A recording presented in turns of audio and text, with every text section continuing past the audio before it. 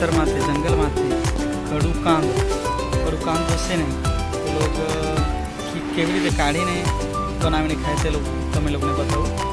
જો હમણાં કાંદ હોતા હશે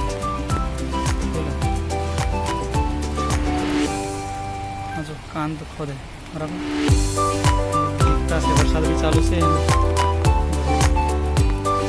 આપણે જો કેવું કાંદ રહેશે. હા છે ખોદી કાઢ્યા એ બી કંઈક જગ્યા પર જ મળે નહીં તો નહીં મળે. નાનો બી રહે મોટું બી રહે પણ આ સમયે થોડુંક નોર્મલ છે.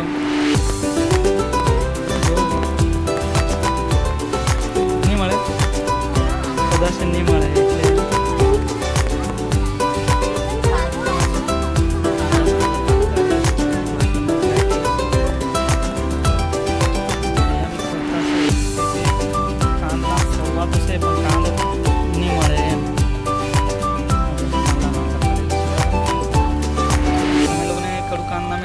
છોડવાના આ બતાવો પાત્રા. આ જો આવા પાત્રા રહે કડુકાનમાં તો એ જંગલમાં રહે. આપણે ખોદીને એના કંદ કાઢી લઈને પછી આપણે એને કાપીને પછી ઉબાડીને ખાવાનું બહુ સારું લાગશે. તમે લોકોને મેં તે બી વિડીયો બતાવો કેવું ખોદીને લાવે ને પછી બનાવીને ખાય તે બતાવો. હા તો આમાં નાનલું મળેલ છે બહુ નાનલું છે એટલે કંઈ મજા નહીં.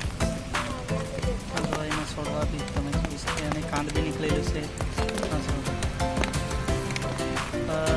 કદાચ ખરાબ થઈ ગયેલું છે કે સારું છે કે તે આપણે જોવું સારા છે કે જૂના છે. આ લોકોને કહેવાનું આવું મતલબ છે કે માવ બી નીકળે એમાંથી.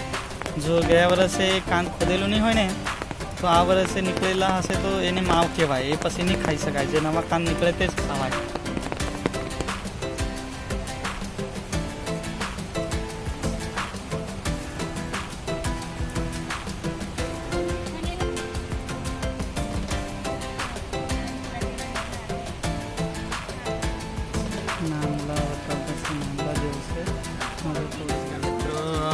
આજે જો આ કાંદની વળી બનાવેલી છે. અમે જંગલમાંથી કાંદ કાઢીને લાવ્યા ને પછી ઉબાડીને આવો એમ તેમ કરીને પછી જો આજે ખાવા હારા બહુ ટેસ્ટ લાગે.